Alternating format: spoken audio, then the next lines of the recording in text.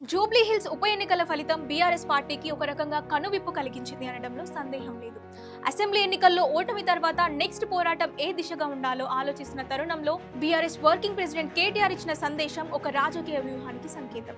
రాజకీయాల్లో గ్రేటర్ నగరం అత్యంత కీలకం. జీహెచ్ఎంసీ అంటే కేవలం కార్పొరేషన్ ఎన్నికలు మాత్రమే కాదు, తెలంగాణలో బీఆర్ఎస్ బలాన్ని నిరూపించుకునే అవకాశం.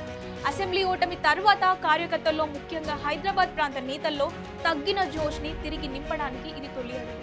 జీహెచ్ఎంసీలో గెలిస్తే పార్టీకి మంచి బూస్ట్ లభిస్తుంది. తెలంగాణ రాజధాని హైదరాబాద్ లో తమ పట్టు కోల్పోలేదని నిరూపించుకోవడానికి బీఆర్ఎస్ కి ఇదొక అవకాశం. హైదరాబాద్ ను కాపాడుకోగలిగితేనే రాష్ట్ర వ్యాప్తంగా పార్టీ పటిష్టంగా ఉన్నట్లు సంకేతం.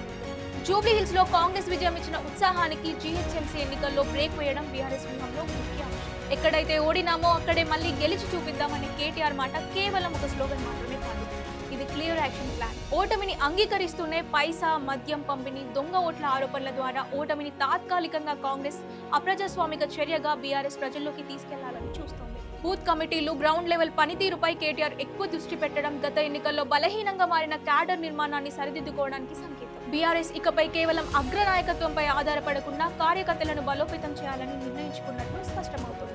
ఇకపై ప్రజల సమస్యలపై పోరాటం ఆపొద్దని కేటీఆర్ చెప్పడం బీఆర్ఎస్ ఇక ప్రతిపక్ష పాత్రను మరింత దూకుడుగా పోషించడానికి సిద్ధమవుతున్నట్లు తెలుస్తుంది. ప్రభుత్వ వైఫల్యాలను ఎత్తి చూపడం ద్వారా ప్రజల విశ్వాసాన్ని తిరిగి పొందాలనేది లక్ష్యం. బీఆర్ఎస్ నిర్ణయం సరైందే అయినా దీనిని ఆచరణలో పెట్టడం అంత సులువు కాదు.